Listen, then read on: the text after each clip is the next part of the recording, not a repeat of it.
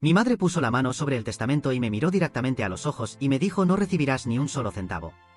Está bien, sonreí. Entonces, no esperen ni un solo centavo de mí tampoco. Lentamente, dejé mi tenedor y mi cuchillo sobre la mesa y me levanté. Semanas después, la pesadilla comenzó. El portazo que di al salir del comedor familiar hizo temblar los cuadros en la pared. Mi madre gritó algo más, pero ya no quise escucharla. Subí a mi auto temblando de rabia, mientras la lluvia empezaba a caer con fuerza. Mi padre apenas había sido enterrado hace 4 días, y mi familia ya me estaba despojando de todo lo que me correspondía por derecho.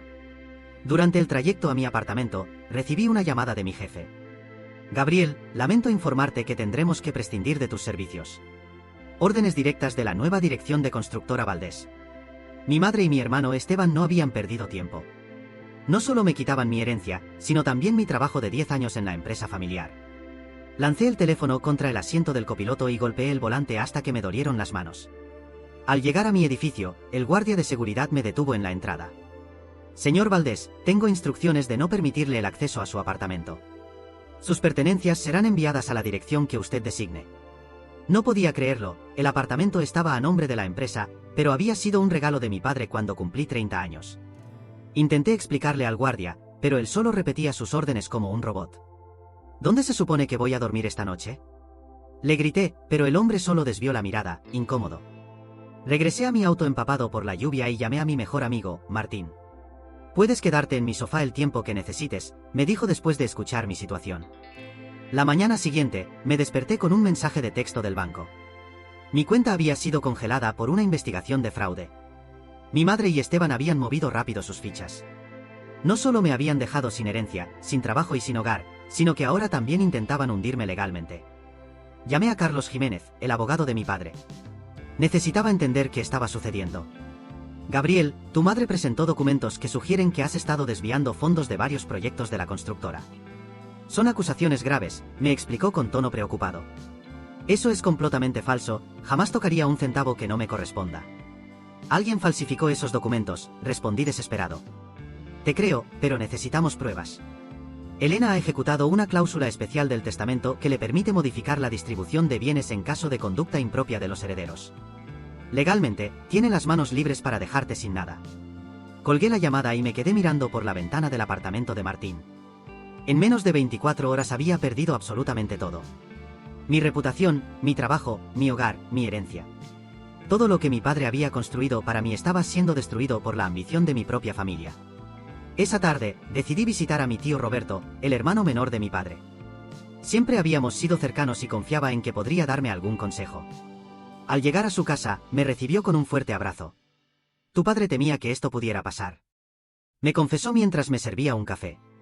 Elena siempre favoreció a Esteban, incluso cuando era evidente que tú eras quien realmente se preocupaba por el negocio familiar.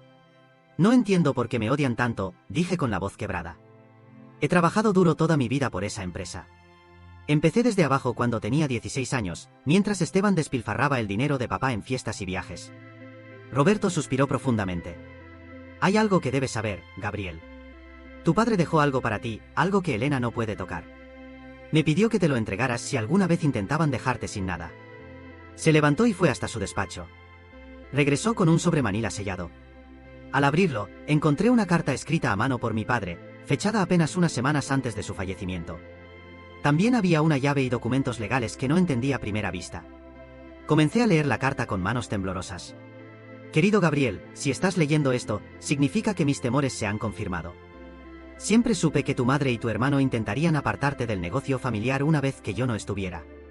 Por eso he tomado precauciones. La llave que acompaña esta carta abre una caja de seguridad en el Banco Central, sucursal norte. Dentro, encontrarás documentos que prueban que Esteban ha estado desviando millones de la empresa durante años, con el conocimiento y la complicidad de tu madre. También encontrarás los títulos de propiedad de Constructora Internacional del Sur, una empresa paralela que funde en secreto y que ahora te pertenece completamente. No es tan grande como Constructora Valdés, pero tiene contratos sólidos y está libre de deudas. Construye tu propio legado, hijo mío. Tu padre que te ama, Antonio Valdés. Miré a Roberto con ojos llorosos. ¿Sabías de esto?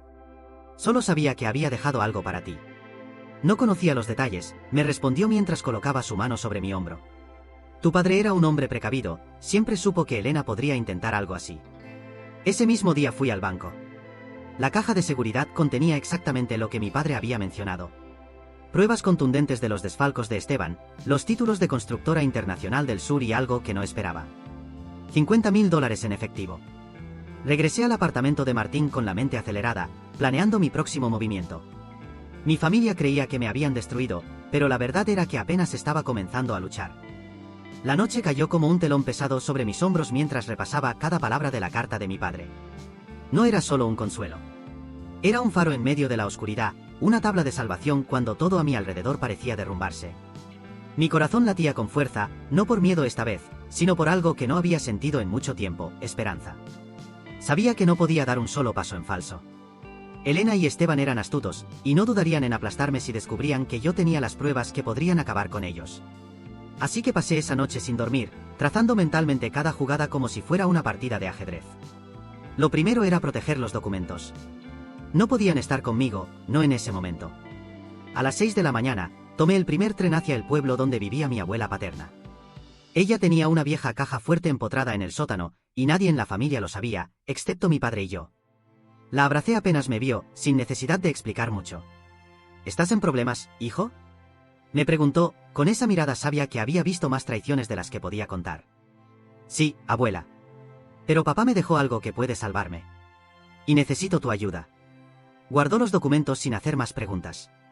Me sirvió café caliente y pan con mantequilla como cuando era niño. Por primera vez en días, sentí algo parecido a paz. Volví a la ciudad esa misma tarde. Debía empezar a preparar mi estrategia. Si quería reconstruir mi vida, tenía que hacerlo con inteligencia. Tenía el capital inicial, los papeles de la nueva constructora y algo aún más valioso, motivación. Llamé a David Montenegro, un viejo arquitecto con quien había trabajado en varios proyectos. Siempre había admirado mi ética y liderazgo. Le conté todo, sin esconder nada. Su respuesta fue inmediata: Gabriel, si estás dentro, yo también. Tengo clientes que se han quejado de Esteban desde hace años. Tú solo dime cuándo empezamos. En los días siguientes, reuní a un pequeño grupo de ingenieros y arquitectos leales, personas que habían trabajado conmigo y conocían mi compromiso. Usé parte del dinero para alquilar una oficina modesta en el sur de la ciudad y compré el equipo básico. Así nació la nueva etapa de mi vida. Pero no podía simplemente pasar la página. Esteban y Elena seguían sueltos, y sus mentiras podían aplastarme si no las detenía a tiempo. Por eso, antes de mover cualquier ficha pública, contacté a un periodista de investigación, Lucía Torres. Su programa tenía reputación por exponer casos de corrupción en empresas poderosas. Le entregué copias de los documentos, los movimientos bancarios falsificados, las pruebas de los desvíos y los contratos firmados en nombre de Esteban. Lucía escuchó todo en silencio, con el ceño fruncido. Esto es dinamita pura, dijo finalmente. Pero si vamos a hacerlo, necesito grabarte. No con cámaras, todavía. Solo voz.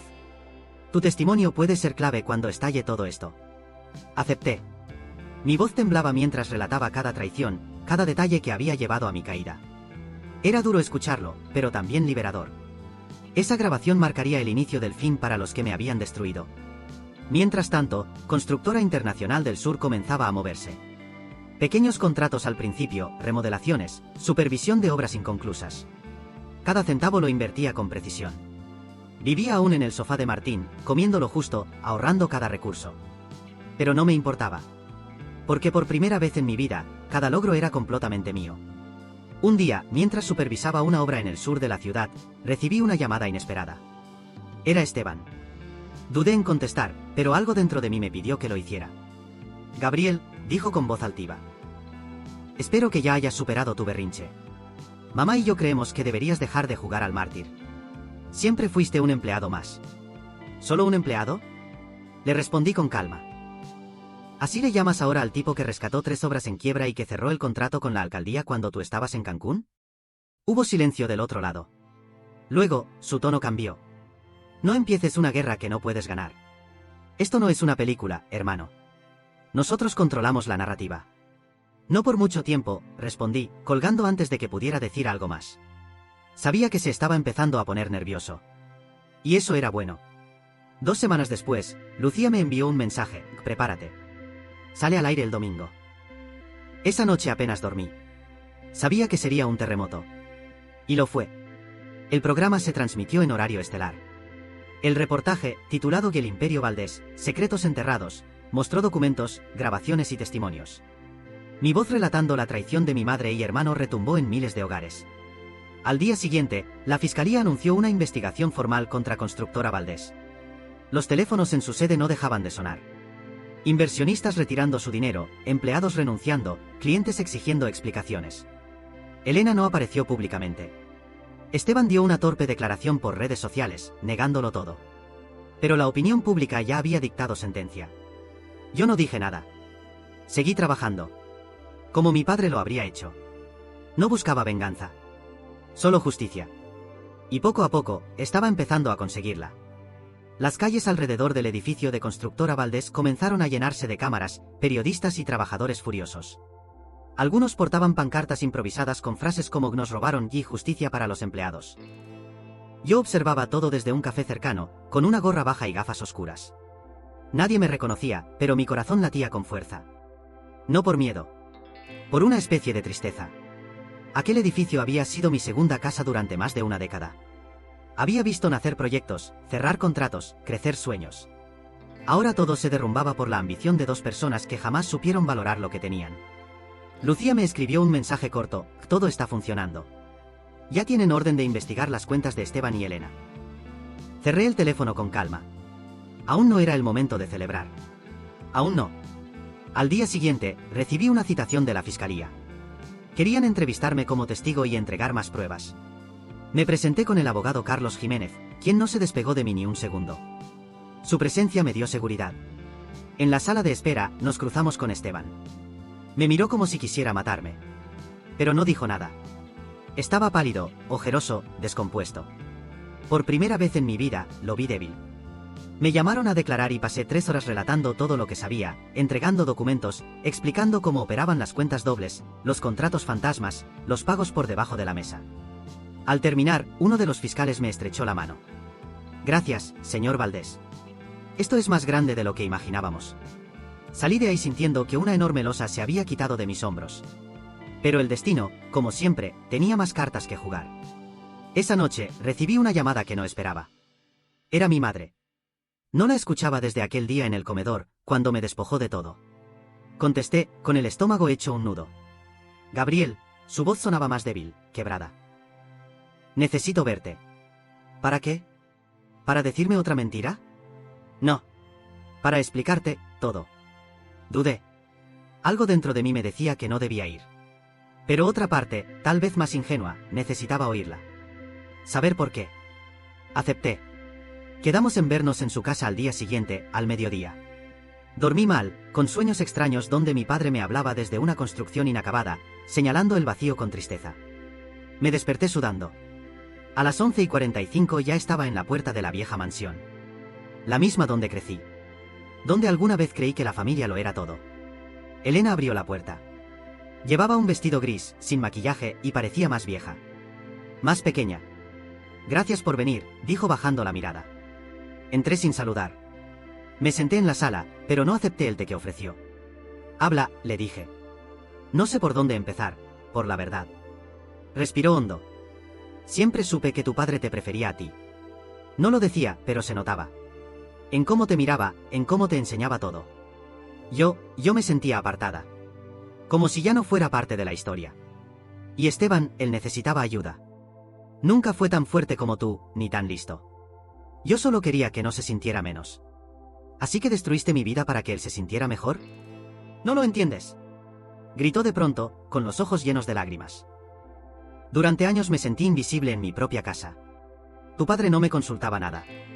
Solo tú y él. Siempre tú. Cerraba la puerta del estudio y me dejaban fuera. ¿Qué querías que hiciera? ¿Quedarme mirando cómo me sustituían? Me quedé en silencio. Por un segundo, sentí lástima. Pero solo por un segundo. Mi padre me eligió porque me gané su confianza. Tú y Esteban la traicionaron. Ella se cubrió el rostro con las manos. Nunca pensé que llegarías tan lejos. Exponer a tu familia, arruinar el apellido. Yo no lo arruiné, mamá. Ustedes lo hicieron. Solo estoy limpiando el desastre. Me levanté. Gabriel, dijo apenas, con voz suplicante, ¿y ahora qué? ¿Vas a destruirnos por completo? Me giré para mirarla a los ojos. No lo sé.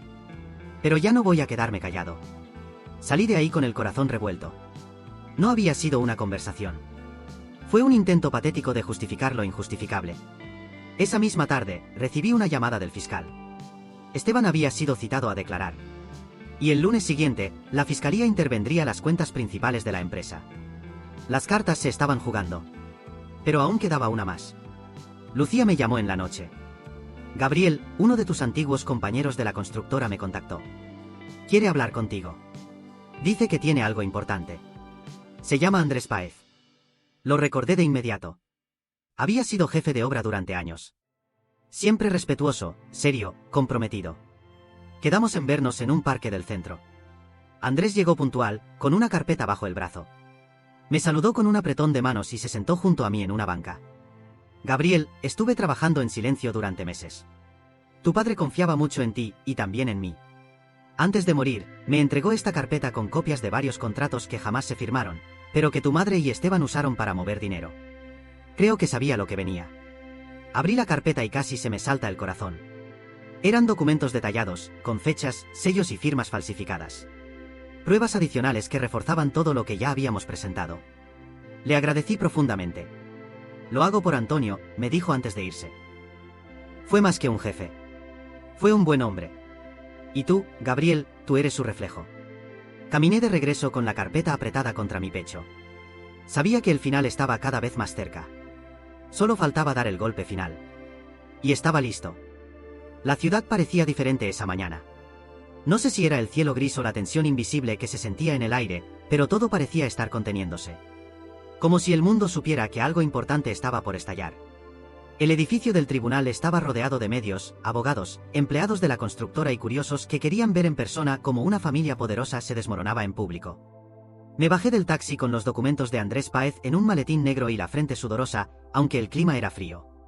A mi lado, Carlos Jiménez caminaba en silencio, revisando mentalmente cada punto de la estrategia legal que habíamos preparado. No tienes que demostrar que eres inocente, me dijo sin mirarme.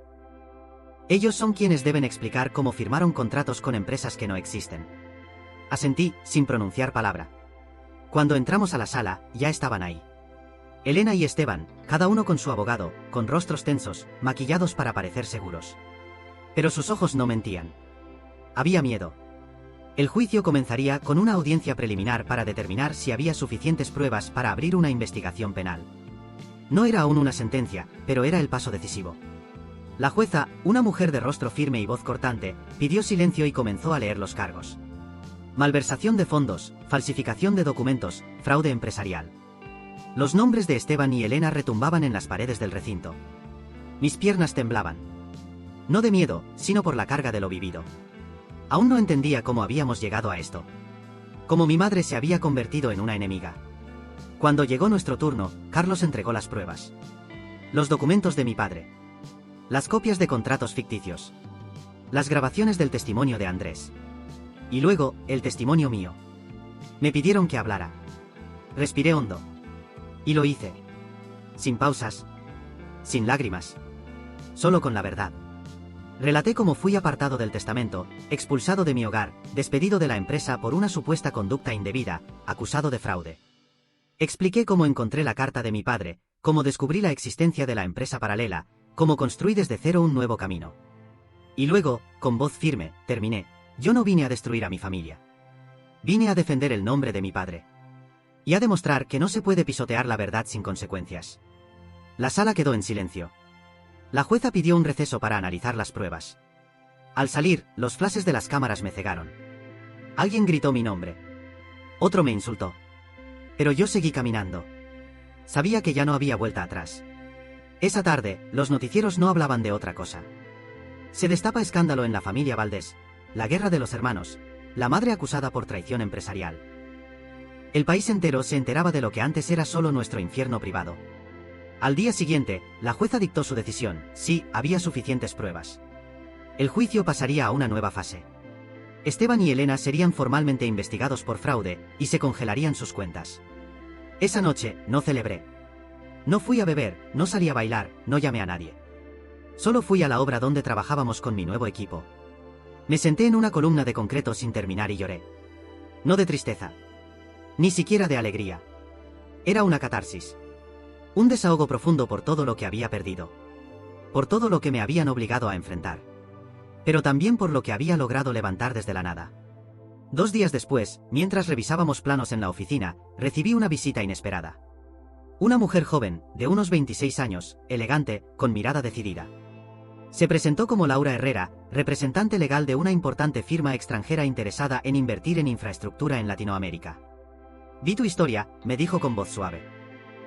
Y sé que no estás buscando socios. Pero creemos que tu nombre vale más ahora que nunca. Estás limpio. Eres valiente. Y eso es lo que necesitamos. Le ofrecí café y escuché su propuesta con atención. Querían asociarse conmigo para licitar una obra importante en la región, un hospital en una zona rural olvidada por décadas. El contrato era millonario. Pero más allá del dinero, representaba algo que yo no había tenido en meses: reconocimiento. Confianza. Una nueva oportunidad.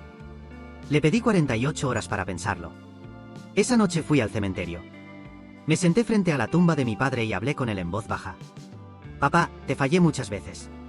Pero esta vez lo hice bien. Esta vez te honré. Gracias por no dejarme solo. Gracias por creer en mí incluso después de muerto. Me quedé en silencio, sintiendo el viento frío rozarme la cara. Antes de irme, dejé sobre su lápida una flor blanca y un plano doblado, el del nuevo hospital.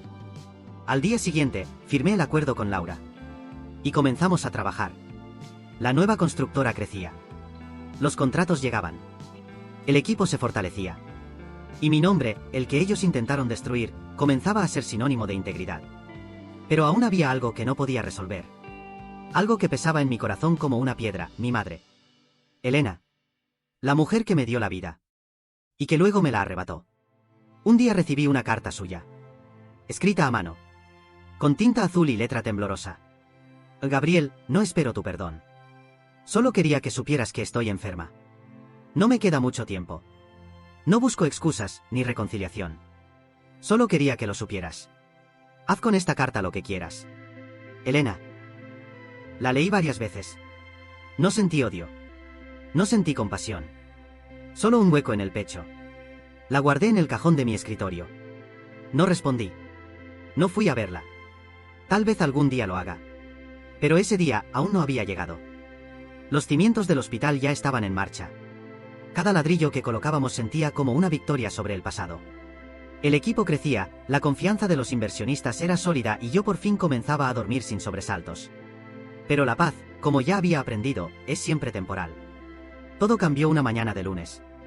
Laura entró a mi oficina con el rostro tenso y un sobre en la mano. Gabriel, esto llegó por correo certificado. Va dirigido a ti. Era un sobre blanco, sin remitente. Al abrirlo, encontré una carta impresa y un documento legal adjunto. Comencé a leer y sentí que el aire me abandonaba. Mi nombre es Clara Núñez. Soy hija biológica de Antonio Valdés. Sé que esta afirmación puede parecerte absurda, pero tengo pruebas. Tu padre mantuvo una relación con mi madre, Alicia Núñez, durante años antes de casarse con Elena. Soy fruto de ese amor. Nunca quiso reconocerme públicamente, pero antes de morir, me dejó una carta y documentos donde me otorga derechos sobre la constructora internacional del sur. No busco conflictos. Solo la verdad. Estoy dispuesta a hablar cuando tú lo estés. Clara. Me quedé en silencio, con el papel temblando en mis manos.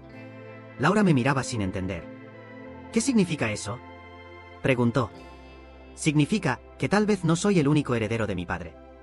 Esa tarde revisé cada línea del documento legal. Estaba notariado. El nombre de mi padre figuraba como testigo. Y la firma, aunque dudé, era auténtica.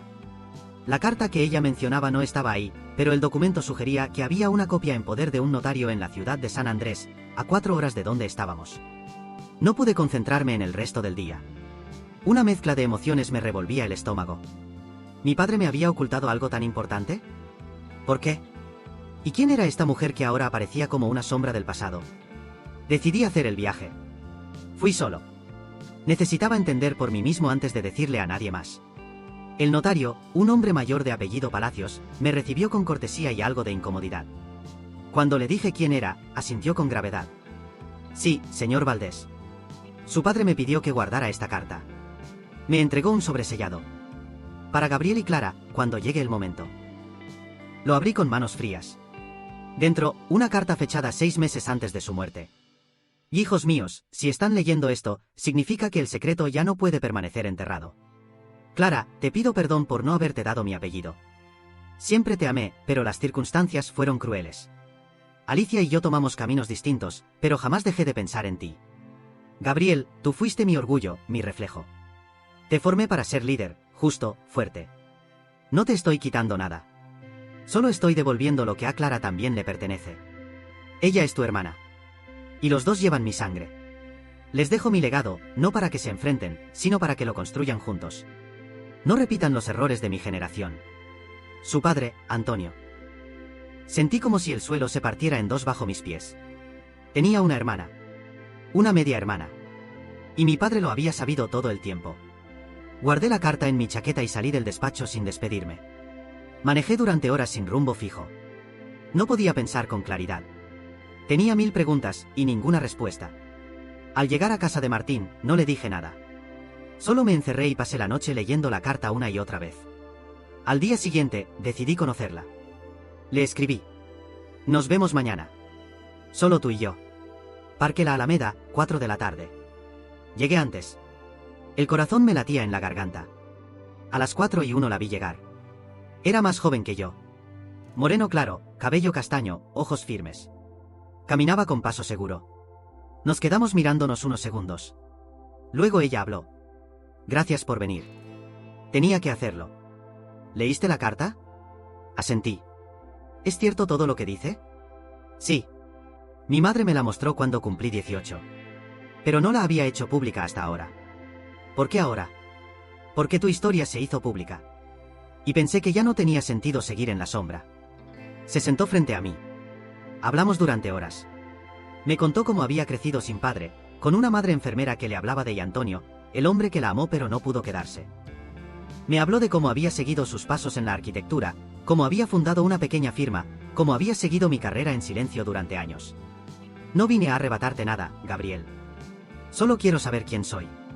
Compartir aunque sea una parte de la historia que me negaron. Me vi reflejado en ella. En su dolor. En su lucha. En su necesidad de pertenecer. Pero también vi una amenaza. No podía evitarlo. La empresa que mi padre me dejó, la que había salvado mi vida, ahora debía compartirla. Y no sabía si mi corazón estaba listo para eso. Necesito tiempo, le dije. Lo entiendo, respondió. Antes de irse, me extendió la mano. La estreché. No con fuerza. Con respeto. Con duda. Esa noche, me senté frente a los planos del hospital y pensé, ¿será ella parte de esto también? ¿O estoy destinado a repetir los secretos que tanto odié? Los días siguientes a la reunión con Clara fueron un torbellino silencioso en mi cabeza. Durante el día dirigía obras, firmaba contratos, corregía planos, y por las noches no podía dormir. La carta de mi padre, el rostro de Clara, su voz diciendo solo quiero saber quién soy, todo se repetía una y otra vez como un eco atrapado en las paredes de mi mente. Finalmente, tomé una decisión. La llamé. Quiero que vengas a la oficina mañana. Tengo algo que proponerte. Ella llegó puntual, con su carpeta de cuero en mano, y una mirada donde se mezclaban nervios y firmeza. La conduje a la sala de reuniones y le mostré los planos del hospital. Este proyecto es el alma de la nueva constructora.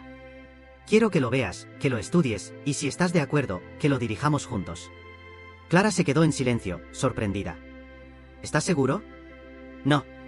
Pero mi padre nos unió con su última decisión. Y yo no quiero repetir la historia de traición que nos rompió. Aceptó. Comenzamos a trabajar. Y para mi sorpresa, era buena. Muy buena. Clara tenía una visión distinta, fresca, comprometida. No buscaba figurar, sino construir. Con el tiempo, los trabajadores comenzaron a respetarla, y el equipo empezó a verla como parte natural del engranaje. Pero aunque todo funcionaba bien en la superficie, dentro de mí las dudas persistían. ¿Y si todo era una estrategia? ¿Y si Clara solo buscaba posicionarse para después reclamar más, dividir la empresa, quitarme lo que había logrado reconstruir? La paranoia era como un veneno silencioso. Trataba de ocultarlo, de mantener la sonrisa, pero mis ojos la escaneaban cada vez que hablaba por teléfono o recibía un sobre. Un viernes por la tarde, descubrí algo que encendió todas mis alarmas. Un correo accidental llegó a mi bandeja. Iba dirigido a Clara. Provenía de una dirección que conocía demasiado bien, esteban.v@legado.com. El mensaje era corto, avísame si él ya confía. Pronto será el momento. El corazón me explotó en el pecho. Todo mi cuerpo se tensó. La traición era real. Clara estaba en contacto con Esteban. No sabía si desde el principio o recientemente, pero eso ya no importaba. Estaban tramando algo. La confronté esa misma noche. Esperé a que saliera de la oficina y la seguí hasta un café del centro. Cuando entró, me senté frente a ella sin pedir permiso.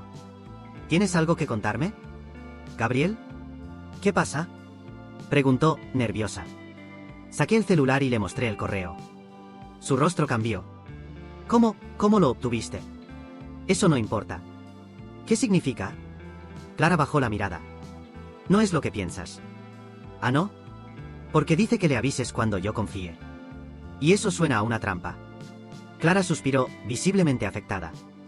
Esteban me contactó hace 2 semanas. Dijo que quería hacer las paces. Que estaba dispuesto a reconocerme como parte de la familia. Yo tenía dudas.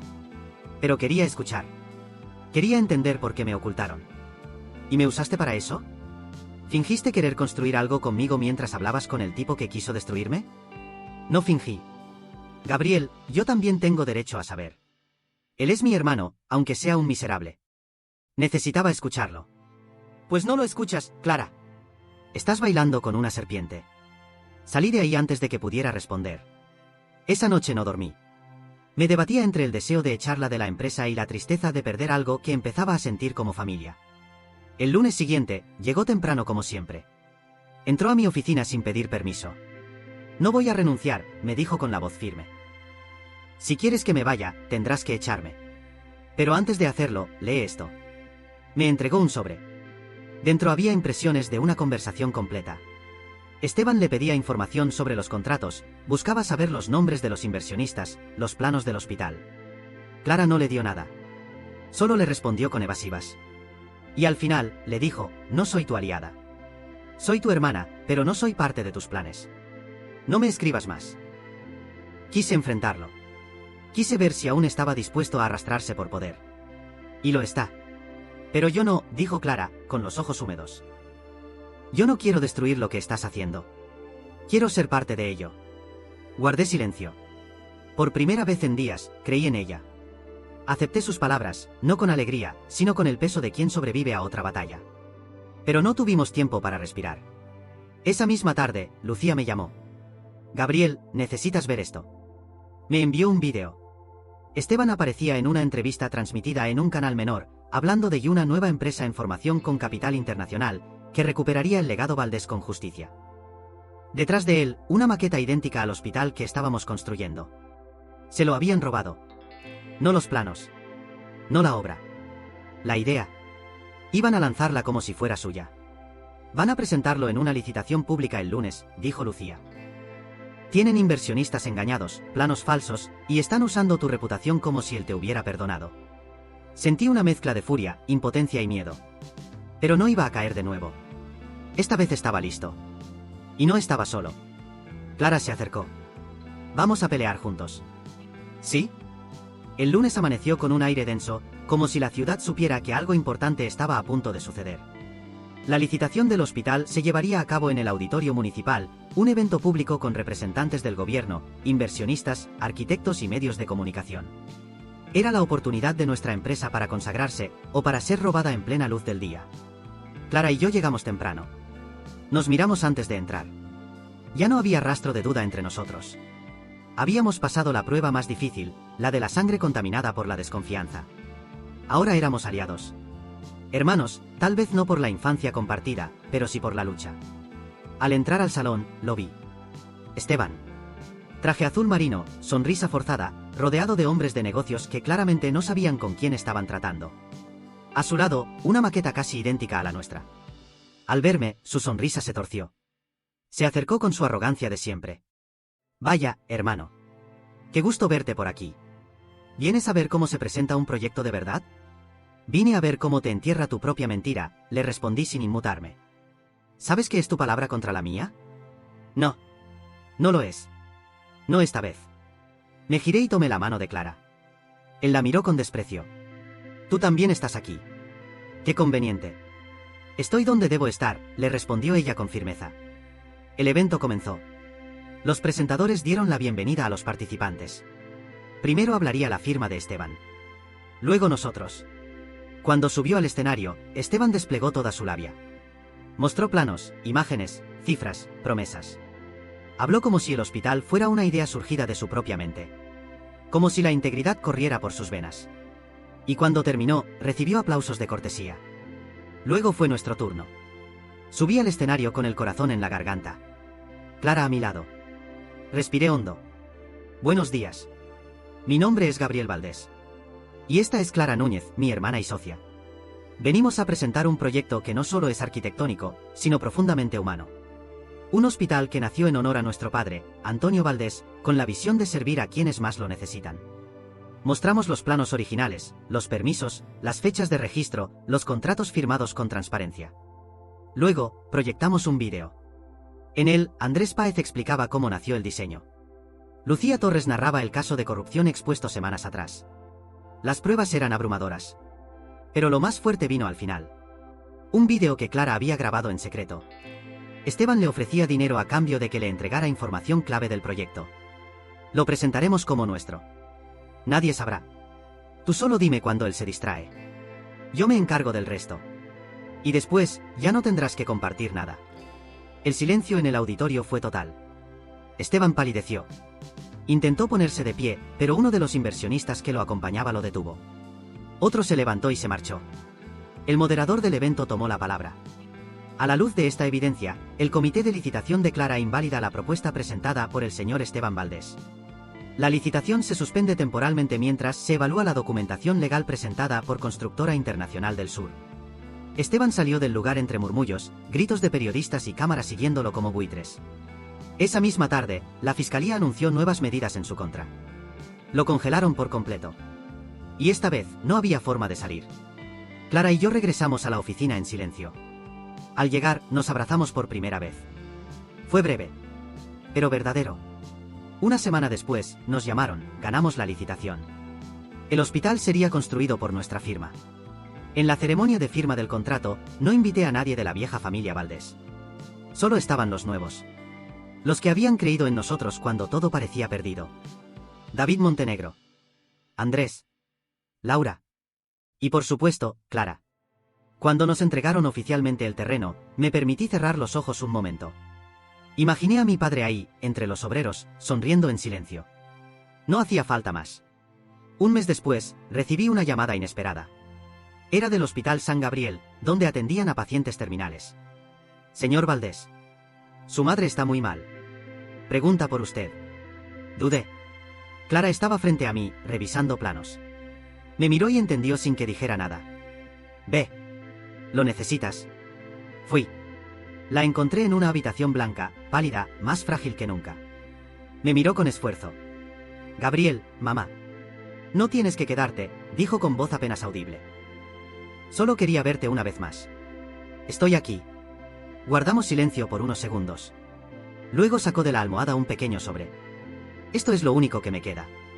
Es tuyo. Era una fotografía. De mi padre, yo de niño en sus brazos, y ella, joven, sonriendo. Al reverso, escrito con tinta corrida, todo lo que tengo está en esta imagen.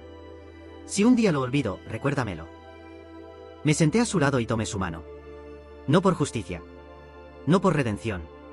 Sino por compasión. Esa noche, ella partió. Sin aplausos. Sin herencias. Solo con el recuerdo de lo que pudo haber sido. El día de su entierro no hubo discursos. Solo Clara y yo, en silencio. Ella dejó una flor blanca. Yo dejé la fotografía. No dijimos nada. No hacía falta. El pasado por fin había cerrado su ciclo. Hoy, el hospital está en construcción. Llevará por nombre Antonio Valdés. Pero debajo, en letras más pequeñas, habrá una frase que escribí yo mismo: el verdadero legado no se lo hereda. Se lo construye.